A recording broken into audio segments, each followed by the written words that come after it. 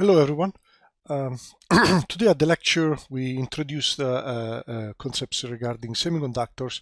We had the chance to discuss things up to the definition of intrinsic semiconductors, so I wanted to complete that conversation and go through a few more important formulas that we will need afterwards.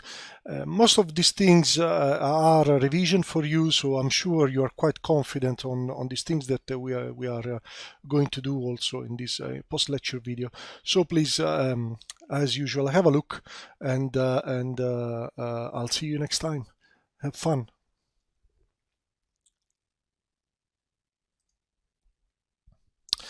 So, just to continue what we were discussing today, we stopped our conversation on intrinsic semiconductors.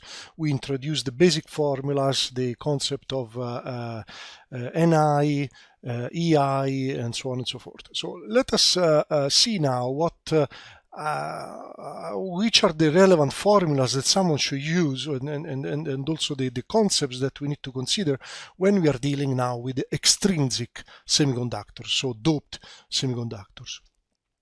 So I've got here some ideas. So let us assume that we are dealing with an N-type semiconductors, for example.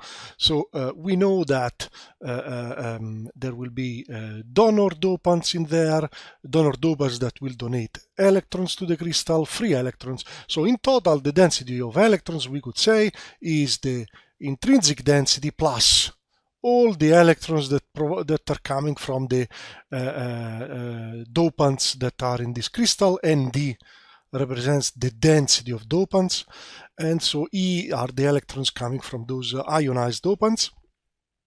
And at the same time, for P, which is the density of holes, so is still Ni plus now the positive charges that are left behind, basically the ionized ions, if you like, but these are immobile, so really are not free, these. So really P is related to the intrinsic holes that are in there. Now, if you, this obviously that I've just said, based on this thing, definitely the charge neutrality point is okay. Obviously, the crystal is still neutral as it should be. But if we go and have a look at the product NP, this is definitely much bigger than Ni squared. And so this means that the system would be out of equilibrium. So this means, in other words, that what we've just said up here means that these electrons here and these holes here must, to some extent, recombine so that Pn is equal to Ni squared, and so we are at thermodynamic equilibrium. So the idea is, in a doped semiconductor, the dopants are completely ionized, and then the intrinsic holes and electrons will adjust in such a way that Pn is equal to Ni squared. Based on this very simple concept, we can now immediately realize what to do in presence of, for example, an N-type semiconductor. So what we do is say that we have Nd donor dopants, then we assume that they are all completely ionized. So this effectively means that in an N-type silicon, in an N-type semiconductor, the density of electrons is Ni plus Nd, which effectively is Nd, because Nd will obviously be must be much bigger than the intrinsic level, otherwise there is no point in doping the system. And obviously here we have made the assumption, as you can see, that all donor dopants are ionized. So in this situation, now if we assume that the mass action law is valid, that the system is in thermodynamic equilibrium, then we can find what's the level of holes density in this N-type semiconductor. So P in this density in the N-type semiconductor is Ni squared over Nd. I'm simply applying the mass action law. p times n equal ni squared. And so as you can see, obviously the nn represents effectively the dominant type of charge carriers. So these are the majority carriers. Pn represents the minority carriers. A similar approach can be used for p-type semiconductors. So we have now acceptor dopants. Let's say the density is Na. We are working on the assumption that they are all completely ionized. And so the density of holes in this p-type semiconductor will be Ni, the intrinsic one, plus Na. But effectively this means Na, because again Na will be definitely much bigger than Ni. And so we can calculate the density of electrons in this p-type semiconductor using the mass action law, which will be obviously this one here. So there is a mistake here. There is no square down here. Okay. So we mentioned today that regardless now of the type of semiconductor in general, we had this, we contemplated these formulas here and the mass action law. If we now, we've demonstrated today, we've defined maybe for the intrinsic semiconductor two important parameters that we called Ni and Ei. So when it comes to deal with doped semiconductors, what is really nice and useful, rather than having to deal with these very general relations, is more interesting to try to express these formulas in terms of Ei and Ni. And that's what I'm doing down here. So we can start from the energy formulas, those here, and through some very simple steps that you can have a look by stopping this video, we can demonstrate that we can write EF minus EI in this form, which we can then specialize depending on whether we are in an N-type semiconductor or a P-type semiconductor in two different ways. And in the end, this is the real summary, let's say. So EF minus EI can be written as KT ln N over Ni. This could be meaningful if we were dealing with an N-type semiconductor. These are valid for any semiconductor, but let's say written like that are more meaningful for this one here is more meaningful for an N-type semiconductor, and here is the other one that would be more meaningful for a P-type semiconductor. So this is a very nice compact relation that relates very useful for doped semiconductors because it relates to the corresponding intrinsic values, so EI and Ni. And this can be reversed to express N as a function of Ni and EF and Ni. So these are correspondingly here. So these are really the two key sets of formulas that we will use, including obviously the mass action law, that somebody would use in presence of doped semiconductors. So from these formulas, what is worth noting is that if N is bigger than Ni, this immediately means, so I'm looking now at this formula effectively, if N is bigger than Ni, immediately means that EF is bigger than EI. That's what we were briefly mentioning today. This means that if a semiconductor is doped with the N dopants, so with the donor dopants, this effectively moves the Fermi level of the system upward toward the conduction band. If instead P is bigger than Ni, I'm looking now at this formula, then this means that EF is smaller than EI. Remember, EI is in the mid gap, at the middle of the band gap.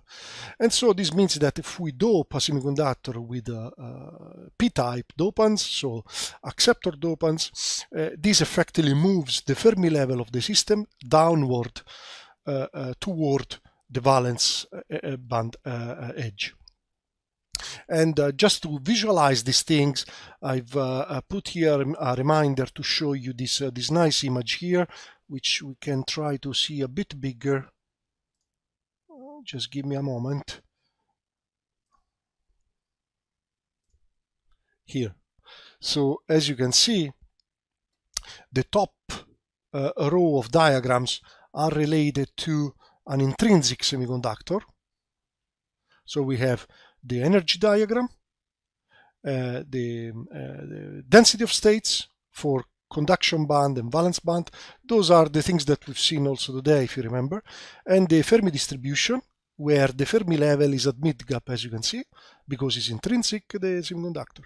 And correspondingly, the electron distribution in energy and the whole distribution in energy. As you can see, if you integrate the area under this curve, you get n, which must be equal to ni, and p is also equal to ni, obviously. As you can see, the two areas are obviously the same because it's intrinsic, as we said. If we look now at this plot down here, the middle row, this corresponds to an n-type semiconductor. As you can see, we've even drawn here the state that corresponds to the donor dopant that is being used, as we mentioned briefly today. And these donor dopants have a certain density. So this is being represented here on the density of states plot. And as a result, as we explained just a moment ago, the Fermi level of this system is moved upward toward the conduction band edge, as you can see. The result of this is that when you plot the energy distribution of electrons, this is much larger than the corresponding plot for the holes. And so obviously this means that there are more electrons than free electrons than free holes, and this is because of the presence of the donor dopants. And so the electrons are the majority carriers here and the holes are the minority carriers, but still at thermodynamic equilibrium, remember, P times N is Ni squared. And finally, the bottom row here is related to the opposite case of a P-type semiconductor. So here you can see the acceptor, dopant state, the corresponding density of states, including also now the density of the acceptors, dopants.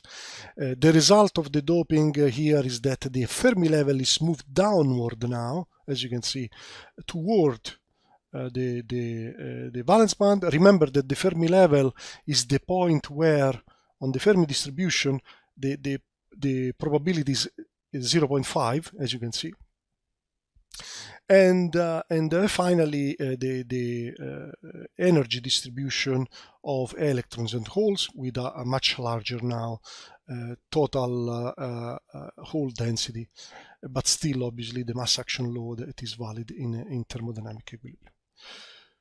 So going back now to our,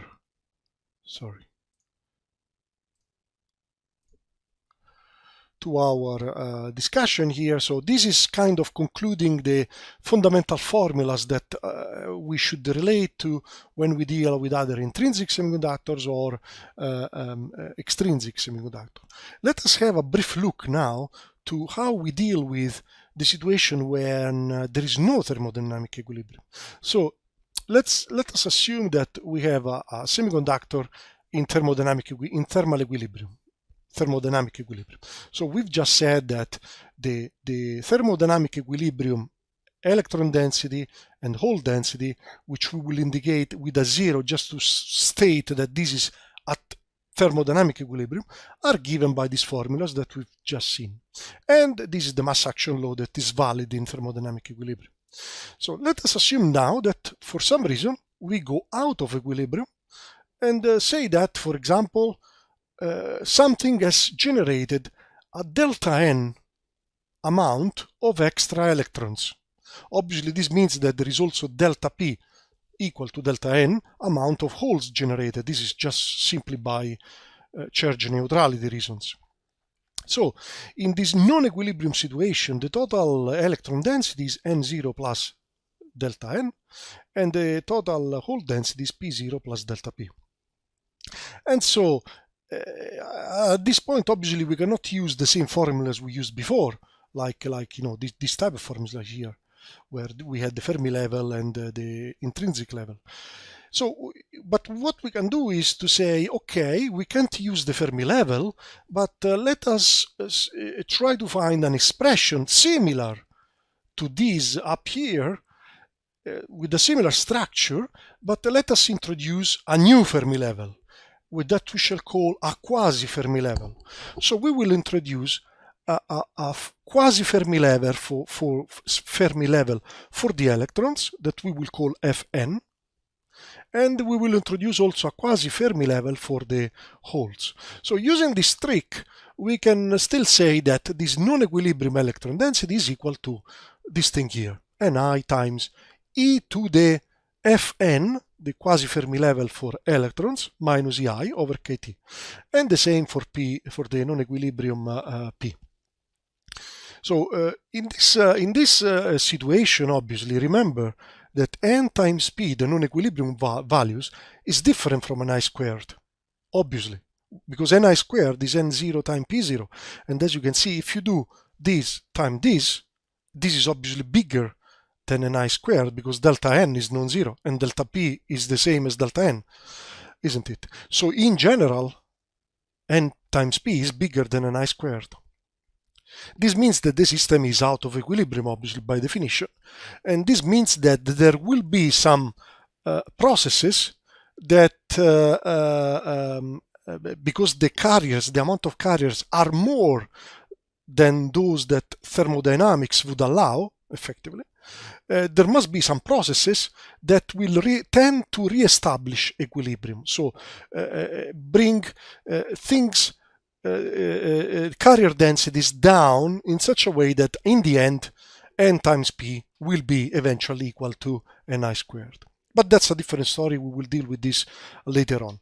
So, but from this kind of approach here, we can find these quasi-Fermi levels as well and find the formulas for those, which are those down here. So pretty simple, very simple to inverse those relations. So we can find that the quasi-Fermi level for whole electrons is Ei times plus kT ln n over Ni, where n, remember, is the non-equilibrium density, and so on for the p-type. So let us have a look now at what this whole thing means with an example. Okay, I took this example from one of the references, reference 11, section 265, so you can go back and have a look. And this example is quite enlightening, I would say. So let's consider a piece of germanium with a donor dopants with a density of 10 to the 16 per cubic centimeter. Let us assume that we have complete ionization of the dopants. And then let us assume that for some reason there is some delta n generated of 10 to the 15 per cubic centimeter. Let us imagine this is due to light. So, for example, due to photoelectric phase. It doesn't matter what is causing this, but something is causing this. So, in thermodynamic equilibrium, looking at the plot that I've shown you today that relates Ni to temperature, for germanium, we can see that Ni for germanium is 2 10 to the 13, roughly. So let us try to find Fn and Fp, so the quasi-Fermi levels. So what we see is that definitely we can find immediately the values in thermodynamic equilibrium. So N0, the electron density in thermodynamic equilibrium. Remember, this is N-type germanium because it's doped with dopants. So N0 is effectively Nd. So it's 10 to the 16. And correspondingly, we can calculate now P0 using mass action law. And so P0 is Ni squared over N0, which means divided by Nd effectively. And so you can see that's what I'm doing here. Ni squared is 4 10 to the 26 by doing the square of this, and divided by Nd. And so you get this number. As you can see, the density of electrons is much higher than the density of holes, because this is obviously an N-type semiconductor now. It's doped with dopants, with the donor dopants. And correspondingly, we can find the position of the Fermi level, or maybe how much the Fermi level is distant from the intrinsic level. And we do this using the formulas we've seen previously. EF minus EI is KT ln N0, the density, the electron density in the doped semiconductor in thermal equilibrium over Ni. And if you put the numbers in, remember KT at room temperature is 26 millieV, and N0 is, as we calculated just now, is 10 to the 16. This is the intrinsic level, and so this is 0.162 eV. So the Fermi level is above the intrinsic level. So this means it's toward the conduction band edge, as it should be, closer to the conduction band edge, because this is an N-type semiconductor, so everything is fine. So let us consider now the non-equilibrium situation. In non-equilibrium, the actual electron density is N0 plus delta N, which means 10 to the 16 plus 10 to the 15, which is a tiny effectively perturbation, if you like, to N0. So the actual N is 1.1 10 to the 16. Fine. So N has changed very little. So the majority carriers were not too much affected by that. But let's have a look at P. So P is P0 plus delta P. Remember, delta P is equal to delta N because of charge neutrality considerations. So P0 is this, delta P is this, and so effectively P is 10 to the 15 now. So the density of holes has gone from 410 to the 10 to 10 to the 15. A huge change for the minority carrier density. So really, this is a general now result that we should remember.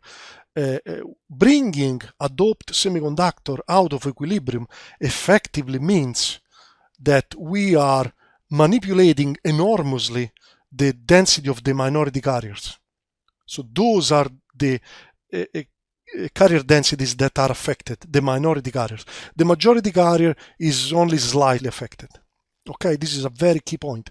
And we can continue our investigation here to finally calculate Fn and Fp, the quasi-Fermi levels, using the formulas we've said previously, to find out that for these non-equilibrium electrons, effectively the Fermi level is just 0.164. Remember, this is extremely close to the equilibrium value of the Fermi level, which was 0.162 for our system. So this again is confirming the fact that electrons are really not bothered by this small non-equilibrium situation.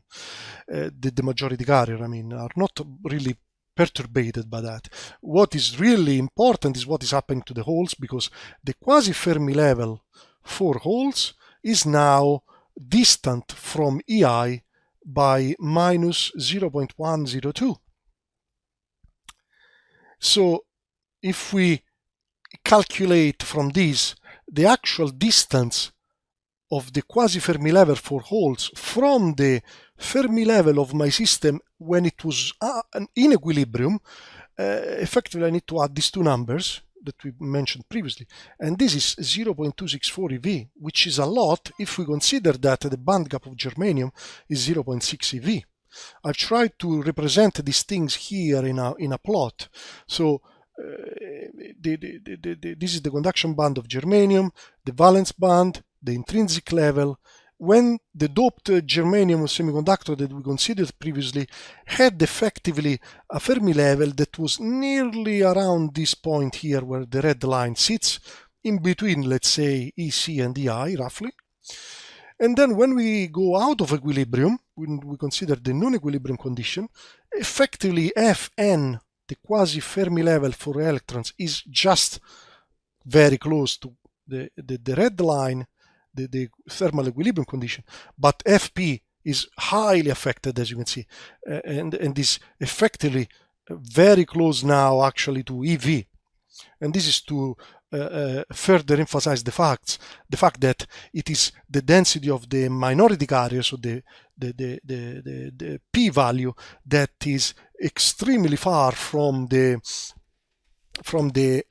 thermal equilibrium condition value, sorry, as we explained previously. Okay, so this is how we deal with the non-equilibrium conditions, and just to emphasize one point, in this example we have considered that the non-equilibrium situation is such that the delta n is 10 to the 15, which is smaller than the actual doping density. Now, we will always deal with these kind of situations where the non-equilibrium effect is still such that it is smaller, delta n, than the actual doping density. And this is called the low injection situation, if I remember well, but we will come back to this later on. So all these things that we've just mentioned could go under the umbrella of non-equilibrium in the non-equilibrium situation in the condition of low injection. We will come back to this next week. Okay, and let me conclude now this part with two more concepts. So mobility. So effectively how the concepts dealing with the conduction now of these charges. So mobility, drift, and diffusion. So from thermodynamics and from statistical physics, we know that free electrons within a crystal possess a certain velocity. They move randomly, and they go through impacts and collisions, but effectively they don't move. They do a random walk, but they always stay around the same point. But they move very fast, and that velocity can be calculated using this very simple consideration here. So the kinetic energy, 1/2 mv thermal squared, is equal to the kinetic energy of free gas with 3 degree of freedom, because these particles can move in 3 dimensions. So 1/2 mv thermal squared is equal to 3/2 kT. This comes from statistical physics, a very simple consideration. We can calculate the thermal velocity effectively this formula, that for silicon at room temperature we can estimate the velocity of electrons to this level. Huge velocity, 10 to the 7 centimeters per second. Now, the thermal velocity can be further analyzed in these terms. We could say that the thermal velocity is equal to the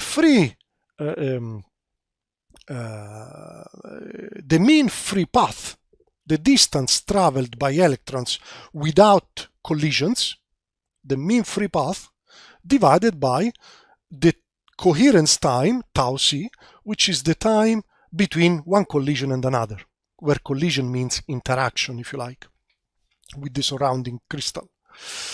So this is our definition, if you like, of thermal velocity. And now, if we take this piece of crystal and apply a uniform electric field, like the one that I've applied here, these free electrons or charges, well, in this case, free positive charges, will move obviously still, randomly in all directions, but there will be superimposed a movement toward the direction of the electric field, in this case, since we are assuming these are positive. And so effectively they will go through this kind of movement, still chaotic if you like, but effectively they are moving in this direction. So this is what we call drift. And overall this very chaotic movement goes under the name of scattering. So every collision is a scattering event, if you like. But because of the presence of the external electric field, effectively they move in the direction of the electric field if they are positive, or in the opposite direction if they are negative. Here below I will use this kind of approach. I will call E tilde the component of the electric field along the x-axis, just to distinguish E from energy also. And we'll do the same for all the other vectors that could be applied. So, having done this clarification about what is drift and scattering and so on, we can try to find a formula really for the velocity with which these carriers move under the influence of this electric field. And so we use classical laws, which is the force applied to these charges. This must be equal to dp over dt. P is the momentum.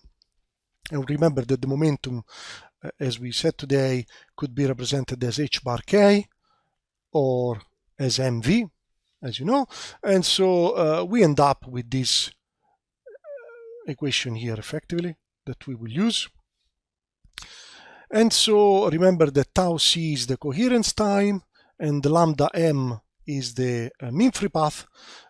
Just so you know, the coherence time is the order of 10 to the minus 12 seconds, so 1 picosecond order, while the mean free path is of the order of 10 to the minus 5 meters, so 10 microns, 10 micrometers. And so from these two numbers you get the velocity that we said previously, or the thermal velocity we said previously. Okay, so who is the external force? Well, the external force is the electric field, which is this one here, is Q time E. Q is the charge of the charges involved. In our example here above were positive charges, time the component of the electric field. And so our equation is effectively this one. So we now integrate both sides of this equation during tau c, which is the time that effectively these charges are free from any interaction, move under the influence of the electric field.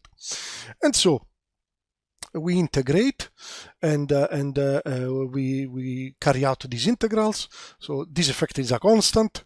It doesn't depend on time, so this integral is easy. On this side, we are m is a constant. The integral of dv dt in dt is obviously the velocity, and so calculated between tau c and 0. Remember that effectively, when we will be specializing these formulas to a specific band, remember always what we said today, that m is actually the effective mass. Remember this, always this point, that from now on, whenever you see mass, you think effective mass for that specific band and for that specific carrier, either electron or holes. Fair enough. So this brings us to this equation here, and assuming that V at the start, V0 means at the end of the previous collision, and as we now move toward the next collision, so at the start we can assume that the particle had effectively stopped when interacted the previous time with whatever it had a collision. And so this formula becomes effectively this one here. And we can baptize V tilde at tau c the drift velocity of my electrons, or charges anyway, sorry. And so the drift velocity is actually given by, as you can see, I've already changed Q with plus or minus E, plus for holes and minus for electrons, E tau c over m time E. So this formula is effectively telling us that there is a proportionality between the velocity, the drift velocity, and the electric field we have applied. This proportionality constant is what we call the mobility. And as you can see, it depends on the effective mass of the charges involved and the coherence time, so the time between collisions. And so for electrons, we could write that the mobility of electrons is generally given by this, and the mobility of holes is given by that. Now, we can if we look at the band diagrams of semiconductors, you can actually see that the effective mass of electrons is much smaller than the effective mass of holes. This is because the curvature, the local curvature of the bands, of the conduction band, and the local curvature of the valence band in the local minima and maxima is much different. So for electrons, for example, the curvature is very big. This means the mass, the effective mass, is very small. This means that the mobility of electrons is big. On the other hand, for holes, the curvature, if you go back to the figures we've seen today, the curvature of the band is quite small. And so the mass is very big. And so the mobility of holes is small. And that's why I've written this thing here. So the mobility of electrons is generally much, much bigger than the mobility of holes.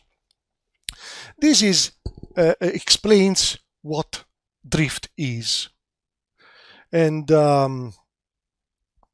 what we can now briefly, if you like, summarize. If you go to page 34 of my semiconductor notes, there is some nice notes that kind of go into more details about the coherence time. What is written in the slide that I encourage you to obviously have a look at, because it is an important concept, is that the charges can interact with different types of scattering centers. This can be generally impurities, so dopants, because remember, once the dopant is ionized, it leaves behind an ion, either positive or negative, depends on the dopant. And so there is the charges can electrostatically interact with these immobile ions. And the other thing that a charge can interact with is the lattice, so the silicon atoms that are sitting in precise positions. So really, there are two contributions that give rise to tau c. Okay. So at this point, we can immediately realize, if we think of tau c, that tau c is the time required for a charge that is moving is drifting through under the influence of an electric field, is drifting within my semiconductor. Is the tau c is the time required to go from one interaction to the next one. So this immediately means that we can immediately realize that effectively the probability of a collision is kind of proportional in some way to 1 over tau c. So the longer is tau c, the smaller is the probability of a collision. So that's how we can justify, let's say, this realization, let's say. Okay. So having realized that, we can immediately then understand how to combine different sources of scattering. So if we have different sources of scattering, as we said, lattice scattering, impurity scattering, so we could say that each one of these can contribute a little bit to the collision time. So the total probability for a collision, which is 1 over tau, something proportional to 1 over tau c, will be given by related to the total the probability of having a lattice collision plus the probability of having an impurity collision plus anything else. All these will be proportional to 1 over the corresponding tau c. So that's why we can clearly realize that if there are many sources of scattering, the total average collision time can be calculated through this formula. This is an important concept. So 1 over tau c is equal to 1 over tau c because of impurities plus 1 over tau c because of lattice scattering, and so on and so forth. To conclude this nice, let's say, detail, we can demonstrate that impurity scattering, so we've just said that there may be different contributions to tau c, and so we could even say that there could be different contributions to mobility. So the total mobility of a carrier could be related to mobility due to scattering due to impurities, scattering due to lattice, and so on and so forth. So in the case that, for example, we are dealing with impurity scattering, we can demonstrate that impurity scattering is proportional to T, the temperature, to the 3/3. So the mobility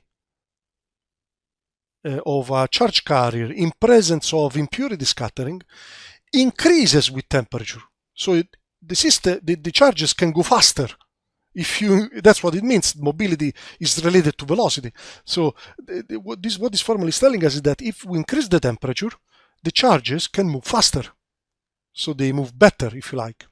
And the reason for this is that if you increase the temperature, remember, impurity scattering is related to doping,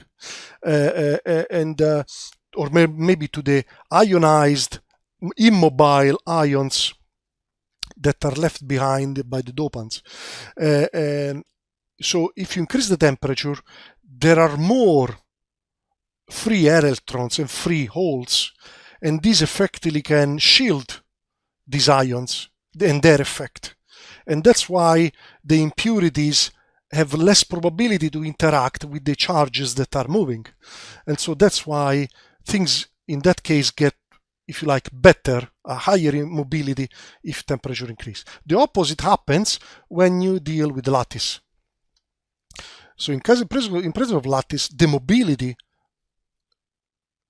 related to lattice in scattering actually gets worse if you increase the temperature and goes as T to the minus 3/2. And the reason is that as you increase the temperature, the lattice atoms will vibrate more and more stronger, and this will increase the probability of a collision. And so that's why the mobility gets worse. Okay, these are some very fundamental concepts for you to remember. And finally, to quantify the drift that we've been dealing with now, we can have a look at this diagram here. We assume that we have a piece of conductor with cross-section A. There is a uniform electric field in this direction caused by some potential difference applied in this way, so high potential here and lower potential here, and so there is some current going through in this way. These are, for example, positive charges that are moving in this direction, obviously in the direction of the electric field, that's why they are positive, and this is the x-axis. So we can write some simple formulas here. First of all, because they are moving with this velocity, we can write that the dx is v tilde dt. Remember that v tilde is the component of the velocity vector along x. And so now we can write the q. So the amount of charge that is passing through this cross-section area A in time dt is, well, the q is, if I consider a dx like that, the dq in that dx portion, let's say I'm now looking at as a portion of this cylinder, if you like, of size dx, is p times q is the amount of charge. P is the density of these positive charges, and q is the charge value, and time, the volume, A times the x. And because the x is v dt, because the charges are moving at that speed, we can easily demonstrate we get this. Now, considering that the current is dq dt, we can actually write this as qp v tilde A. Remember that q times p is effectively, p is the density of carriers, q is the charge, so this is the charge density, what we call rho also. It's quite unfortunate that this is the same symbol we use for resistivity, but this is the charge density rho. And so we can using J the current density, J is I over A. We can remove this A from here effectively, and so write that J is Q P V. V tilde. V tilde is the voltage that we had applied. So, excuse me, it's not the voltage we had applied, it's the velocity, or the component of the velocity of the carriers. So, in presence of positive carriers, that's what we had found. So, in general now, if you consider that we will have also some negative carriers that move in the opposite direction, the correct formula for J is the charge of the positive carriers holes time the density of the holes time the velocity of the holes plus Q of the electrons time the density of electrons time the velocity of the electrons. Now note, this is positive and this is positive according to the diagram we had made before, and so this term is all positive. Now this is negative because the charge of electron is negative, but this is also negative. This is the component, remember, the electrons are moving in the opposite direction in the above diagram, or would be moving in this direction. So the velocity is negative. So if we take into account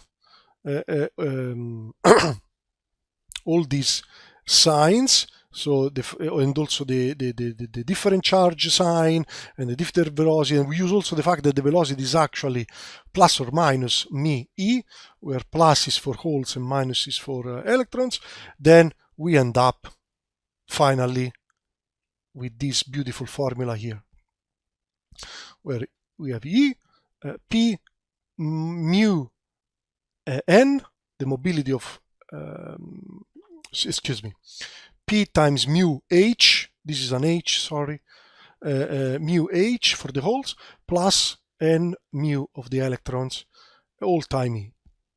If you remember, at the beginning of today's lecture, we had said that the relation between J and E is J equal sigma E. So this quantity is actually sigma, is the conductivity of the material, okay?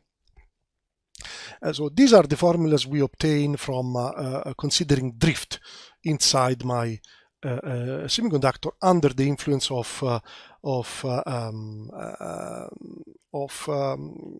an electric field, and if this is sigma, we can define the resistivity as this quantity here, the inverse, obviously, of that quantity.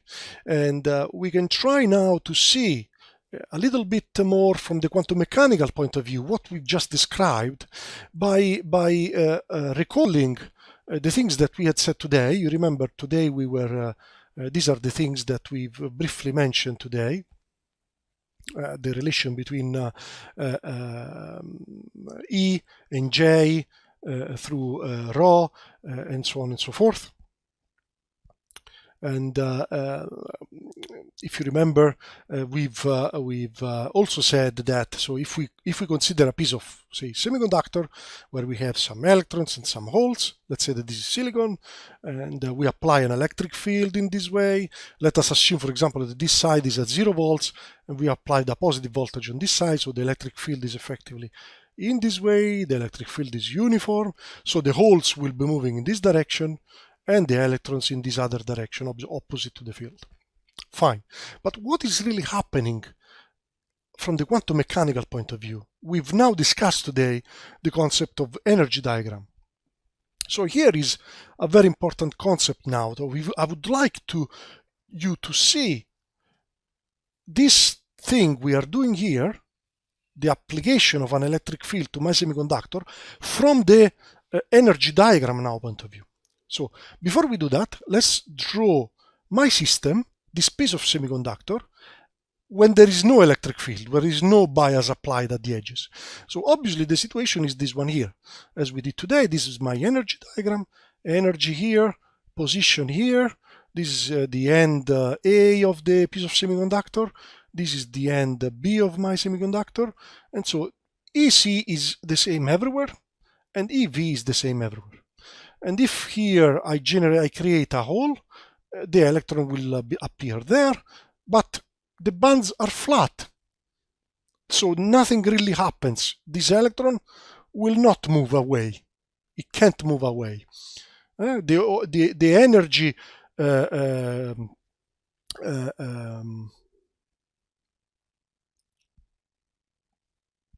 the energy around it is flat, so there is no reason for it to move. As we said, we are in this condition. In this situation, we are considering that the electric field is zero and there is no current. So this is what we are up to.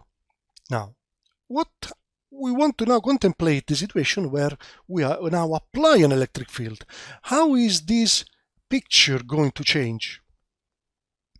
So to understand that, we need to remember the definition of voltage, how we define the electric potential V, and we need to remember that effectively the electric potential is related to the electric potential energy through simply this relation. Psi, which is the electric potential energy, is Q times V, is the charge times the voltage, the electric potential to which that charge is found. So that's what the electric potential is, the electric potential energy is. So note that we are dealing with electrons, so Q is negative. So this means that if V is positive, the electric potential energy is negative. Okay, so this means that in the case we discussed up here, V was zero everywhere. If I now somewhere create a certain potential V that is different from zero and is positive, for example, this means that in that point there will be an additional contribution to the total energy of my electrons in that position that will move them downward. Psi is negative, so the electron energy will go down. First point.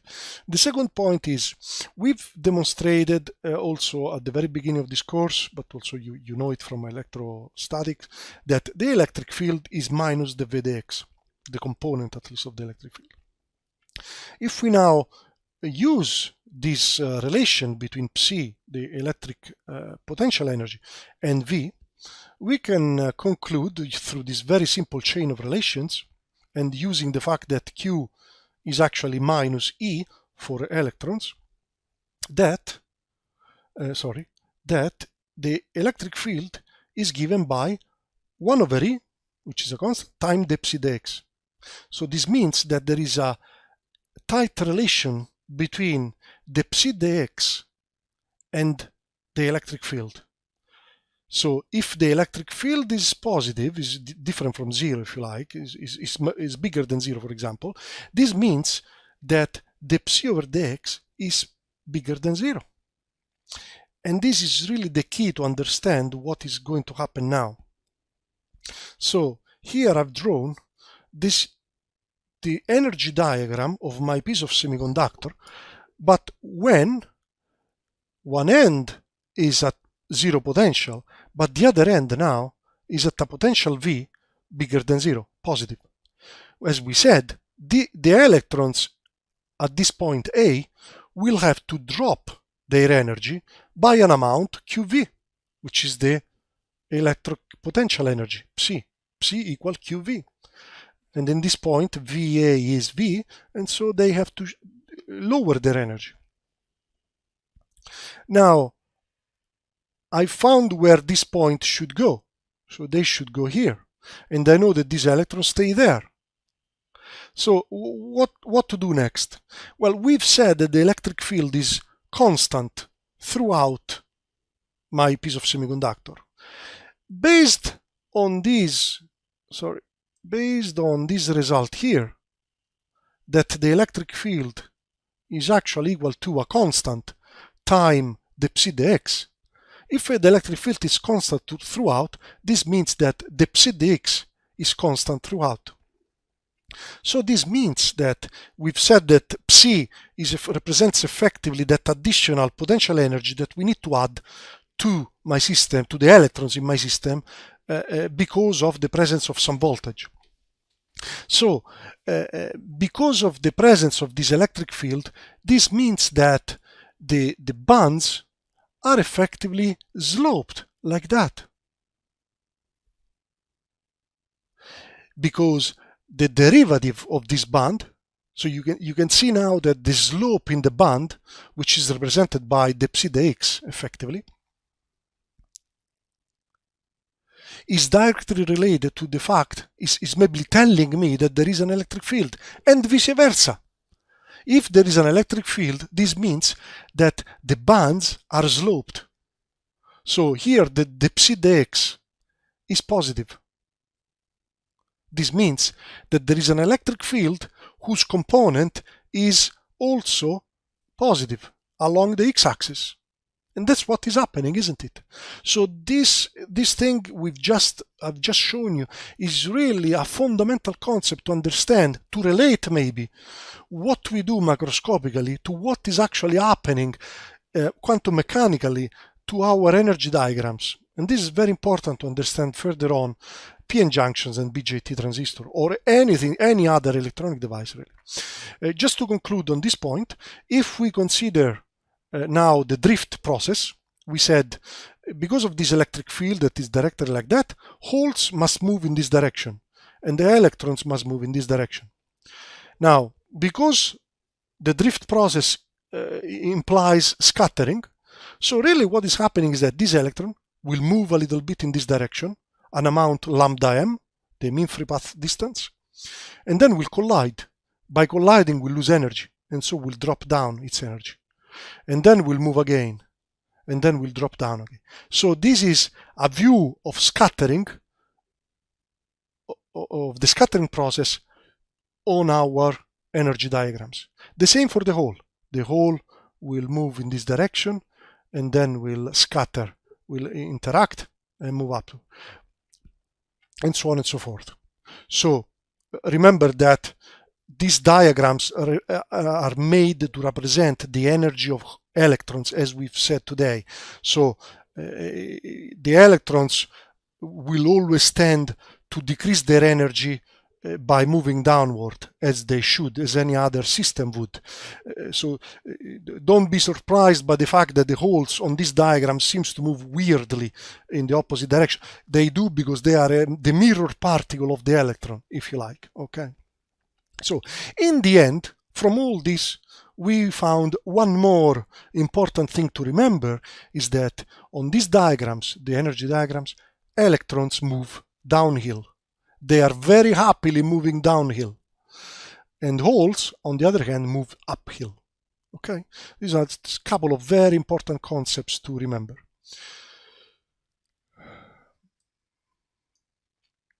And overall, there is a current going in this direction. Okay? As we've demonstrated. Current, the holes that are positive charges are moving in this direction, so obviously there is a current in that direction. The electrons that are negative charges are moving in this direction, and so the current is going in the opposite direction. Remember always that the definition of current takes into consideration, the current is defined by positive charges. So the direction of motion of our current is always defined by considering the positive charges that would be moving in that direction. So in the case of electrons, the electrons are moving in this direction. So to define the current, I need to consider that the current, if these were positive charges, they would be moving in this direction, and so the current is going in that direction. So just to conclude this part, let's talk about another process. So we talked about drift, but we should talk about also another important process in semiconductors, that is diffusion. So diffusion arises when the charge density, electron density, or hole density is not constant in our semiconductor. So let us consider a block of semiconductor like this one here. The X, Y, Z axes are oriented like that. Let us imagine that the electron density is obviously generally a function of X, Y, Z, but let us imagine that is constant on Y and Z. It is only really a function of X, just for simplicity. And this function is actually represented here, for example. Okay, so I've picked here a point whatever point, x star, I've called it x star. And around that point, nx is going in this way, is increasing somehow as a function of x. So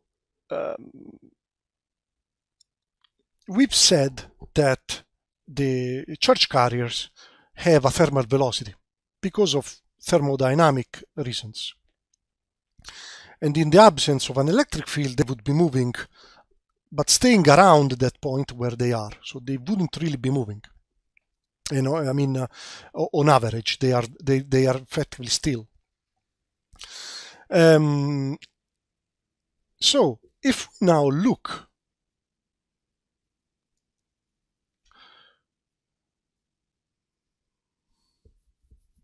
so during a time tau c between two collisions, carriers move at the thermal velocity that we've defined previously. And at maximum, they move about by a factor lambda m, a distance lambda m on the x-axis. So if we look around the point x star, we go lambda m to the left and lambda m to the right. This is really the maximum range that carriers in a time tau c could move.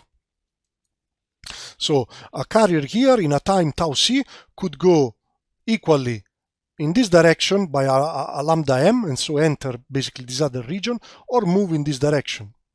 And the same here, this point here could go in here or in there equally. So really the region represented by this trapezoidal bit and this region here, the charges in these two regions effectively have the same chances of this going here into this side and this going into this side. So effectively they cancel out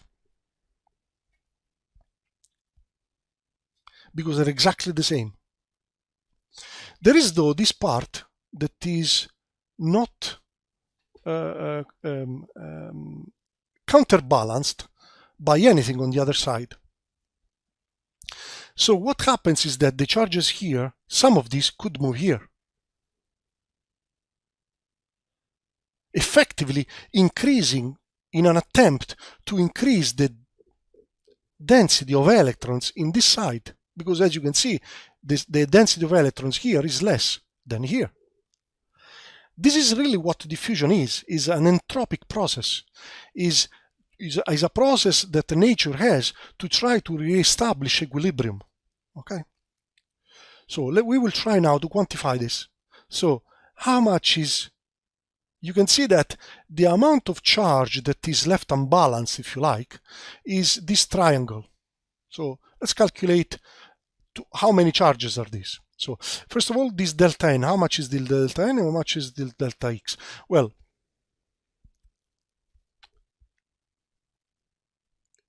the reason we want to do that is that because half of those carriers that are in this red zone will move to the left and half will generally move to the right.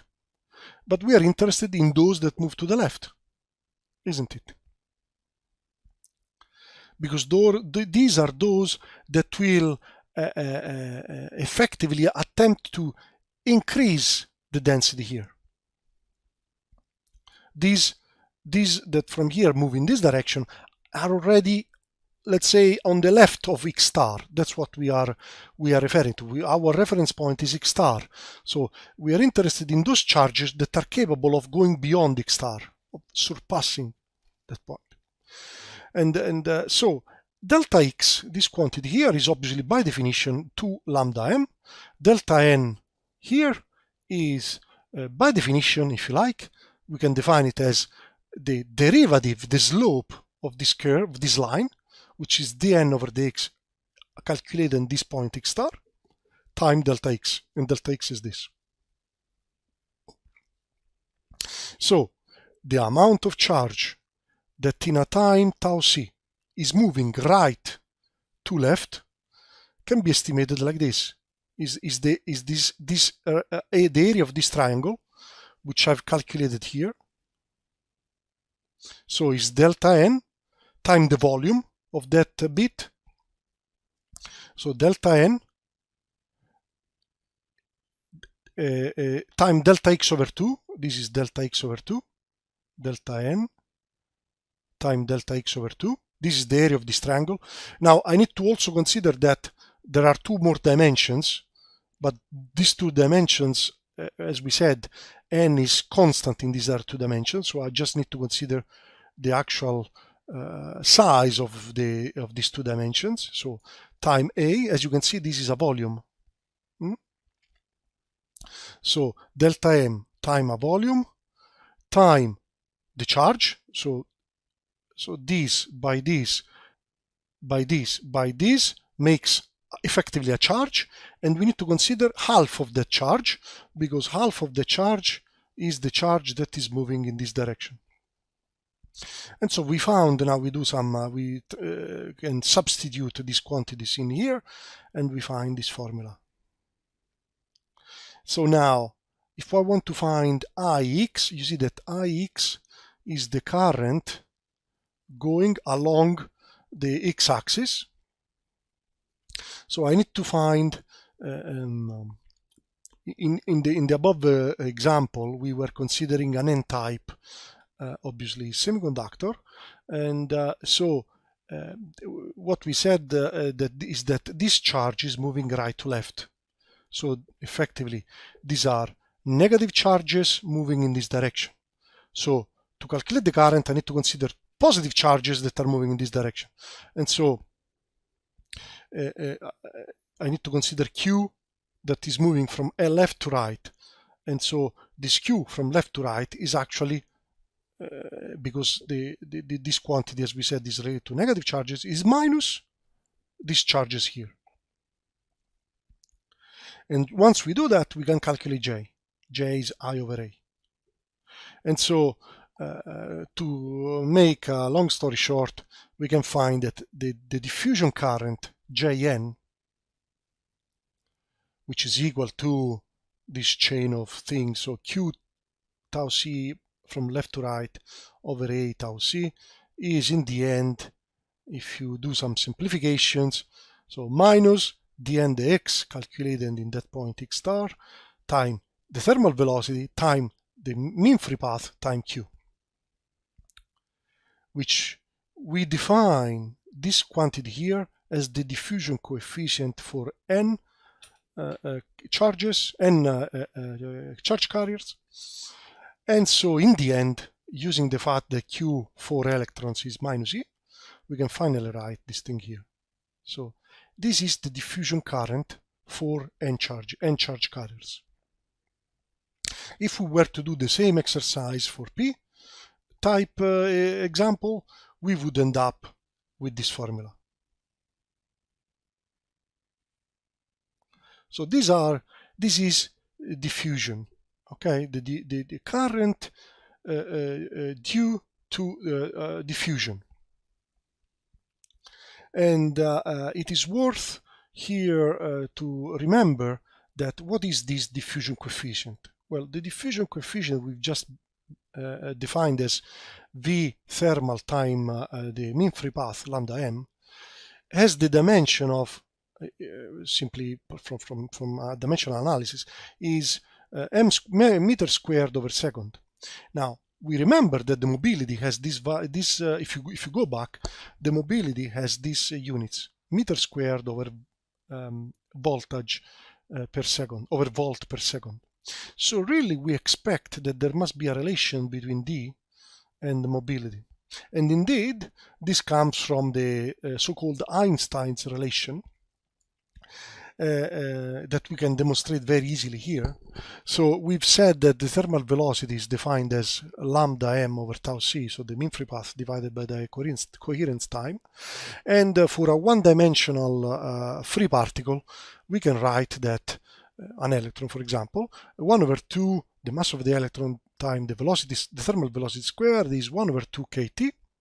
And so the quantity lambda mv thermal, if we multiply and divide by tau c, and we remember the definition of V thermal, we can write it as this quantity here. But V thermal squared can be found from this relation. And so we end up with effectively this quantity. So this is called the Einstein relation. And together with this one here that defined the same for holes, they're called Einstein's relation and give effectively an expression for the diffusion coefficient that is related to mobility. So just to conclude this part, that was the aim of today's lecture. We've seen that the current the current density in a semiconductor can be of two types: one due to drift and one due to diffusion. And so this can be summarized by these two nice formulas. So for electrons, this is the drift component plus the diffusion component. Same for holes: drift component, diffusion component. Okay. This concludes what I wanted to tell you today, and I'll see you next time. Thank you for listening. Bye.